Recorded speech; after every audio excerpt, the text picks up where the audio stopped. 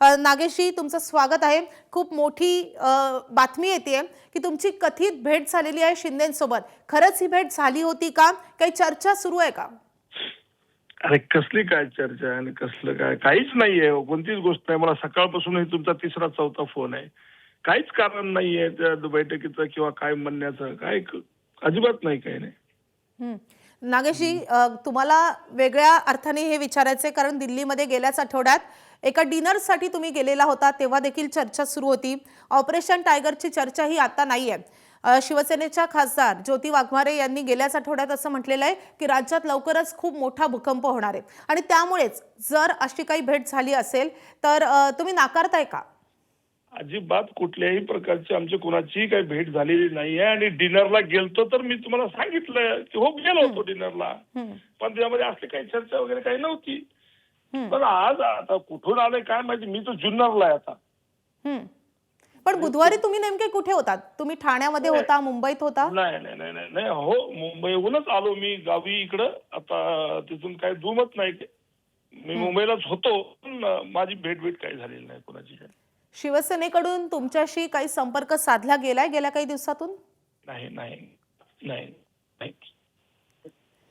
म्हणजे तुम्ही ठाकरेंची साथ सोडणार नाही असं तुम्ही पक्क सांगताय? आम्ही त्या दिवशी काय का नाही विचार करतो सुद्धा काय म्हणजे कुठल्याही परिस्थितीत तर हे होते खासदार नागेश पाटील आष्टीकर, ज्यांचं म्हणणं आहे की अशी कुठलीही भेट झाली नाही। ते ही गोष्ट मान्य करतात की त्या दिवशी ते मुंबईतच होते, मात्र त्यांची शिंदेंसोबत अशी कुठलीही भेट झाली नाहीये असं नागेश पाटील आष्टीकर यांनी म्हटलेलं आहे। त्यासोबतच अनेक खासदारांशी आम्ही संपर्क साधण्याचा प्रयत्न केलेला आहे। ओमराजे निंबाळकरांचं म्हणणं आहे की अशी बैठकच झाली नाही आणि जर ही बैठक झाली असेल तर त्याचे फोटो तुम्हीच आम्हाला दाखवा असं त्यांचं म्हणणं आहे। त्यासोबतच इतरही खासदारांनी या सगळ्या बातम्या फेटाळलेल्या आहेत। मग ते अरविंद सावंत असो किंवा इतरही काही खासदारांचं असं म्हणणं आहे की अशी भेटच झाली नाही। ठाण्यातल्या वोल्टास कंपनी परिसरात ही बैठक घेतल्याची माहिती समोर येते आहे। बुधवारी रात्री सुरू झालेली ही बैठक गुरुवारी पहाटेपर्यंत चालली असंही समजतंय। तर एकनाथ शिंदेंसोबत खासदार श्रीकांत शिंदे त्यावेळी उपस्थित होते असंही वृत्त आहे।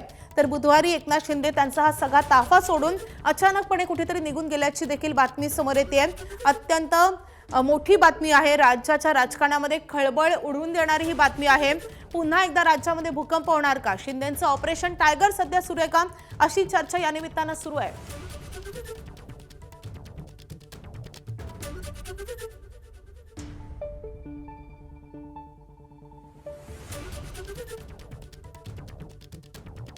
खरं तर शिंदेंच्या शिवसेनेकडून वारंवार या संदर्भात दावे होत आहेत। उदय सामंत वारंवार ऑपरेशन टायगर संदर्भात बोलत आलेले आहेत। इतकंच नाही तर शिवसेनेच्या नवनिर्वाचित खासदार ज्योती वाघमारे यांनी गेल्याच आठवड्यात असं म्हटलेलं होतं की राज्यात लवकरच मोठा भूकंप होणार।